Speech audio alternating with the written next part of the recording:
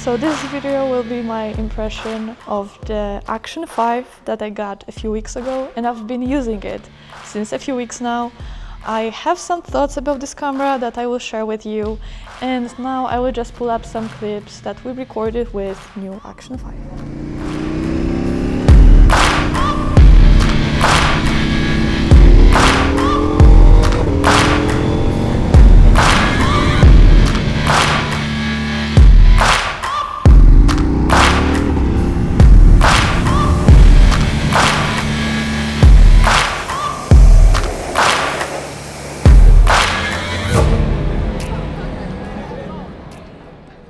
Hey guys, we are back in the studio and we're gonna now move on to talking about the things that I do like about the camera and the things that I do not quite like as much. We're gonna also compare the Action 5 Pro to the previous model, which is the Action 4. And just to be clear, this video is not sponsored by DJI in any means. I'm just sharing my honest thoughts and opinions on this camera, so let's dive right into it.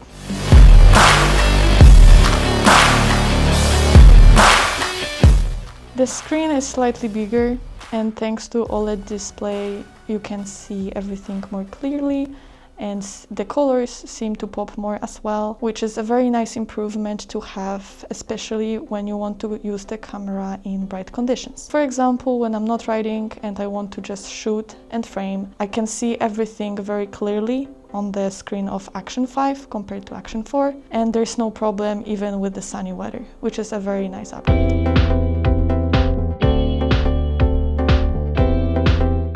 The battery is way bigger on Action 5 compared to Action 4, and it lasts way longer as well.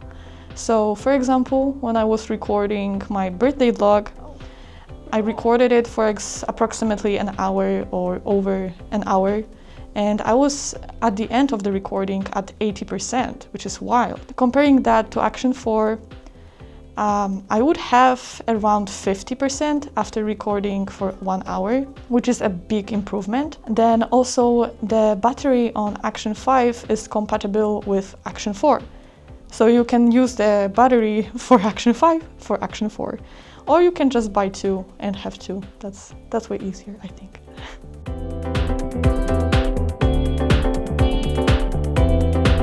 Another thing that I really like about DJI and specifically Action 5 is the fact that all the accessories like Endy Filters, cases, mounts, you name it, everything is compatible with the previous model as well. This makes this upgrade way more convenient, and it's not like other brands when they change not only the camera but also all the accessories.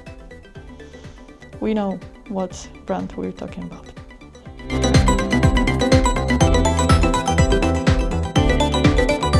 I also really appreciate the light recovery feature. By this, I mean I can easily monitor the white balance or just check even my settings without having to upload the video to my editing software.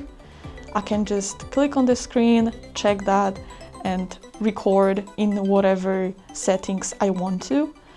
It is such a helpful feature that makes the recording and editing later so much easier. And honestly, I think that it should be also implemented into Action 4 and Osmo. I think that would help a lot of people getting those settings just right.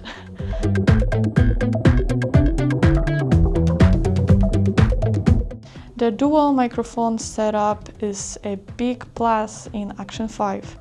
Basically, what you can do now is connect two microphones instead of one to your camera, and this way you can record, for example, your motorcycle exhaust and you just talking and vlogging. After that, in your video you can have some raw moments of just exhaust or just of you talking, which is so helpful and such a nice feature to have. Before that, it was just all messy for me trying to record the exhaust and me talking. Now it's so much easier.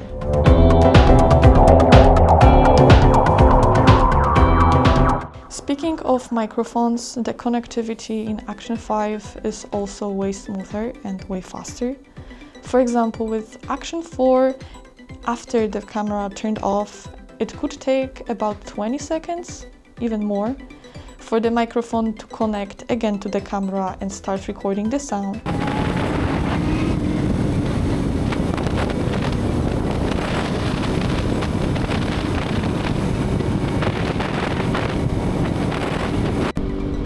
While with Action 5, it's way smoother, way faster, and way better, of course. Is it connected? Is it Koji is a passenger right now. Which makes the recording way more enjoyable, and in any situation you can capture the moment you actually want.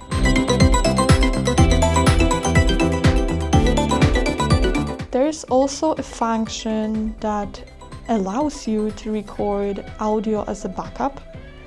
Meaning, for example, back with Action 4, I used to raise the audio every time someone was talking to me and I had the microphone inside the helmet. Do you have an Instagram? Yeah. Yeah, I see you're doing videos. Yeah, I do videos of the bike, I do vlogging and stuff. Amazing, I like it. Thank you, yeah. What's your Instagram? Yeah, I can type it in. Since you couldn't really get that audio from others talking to me if the microphone was inside, now we can just use the Action 5 backup audio and we do not have to do everything manually, which is such a time saver and makes the editing way more flexible and easier.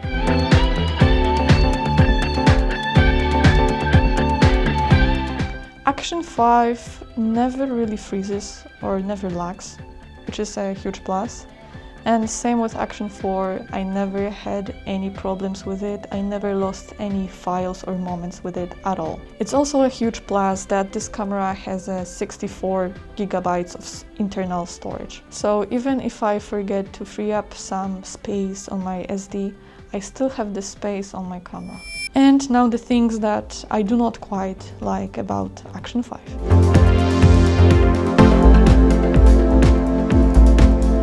It's a little bit slow to turn on.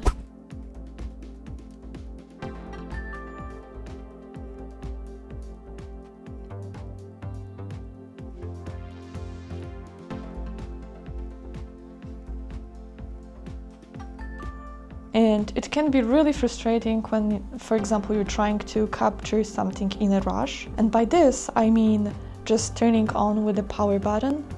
If you choose the quick snapshot, it's gonna turn on immediately. Hopefully this can be just fixed with the future firmware updates.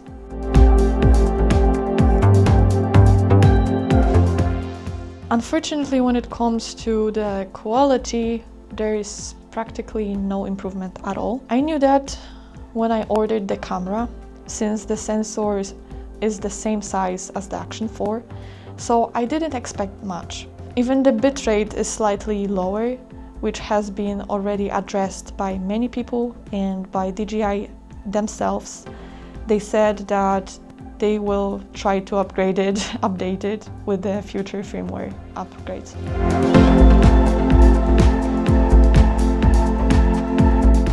Lastly, I had some problems with Endy Filters. After taking them off from Action 4, putting them on Action 5, I noticed that when you move your head and you have stabilization on, you can see the edges of the filters. I do not quite understand why it's an issue. Maybe I just need to screw on the filter even more. Or maybe the Endy filters are not quite compatible with Action 4. That's something that I will try to test out in the future, and I'm gonna definitely let you know my thoughts and what I found out.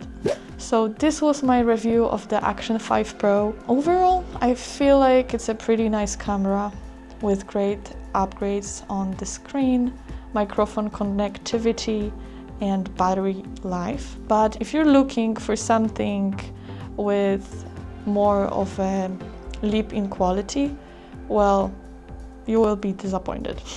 I might do another review more in depth in 6 months.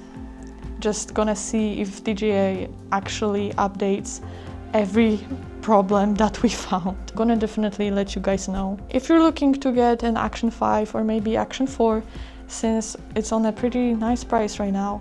I have affiliate links in the description down below.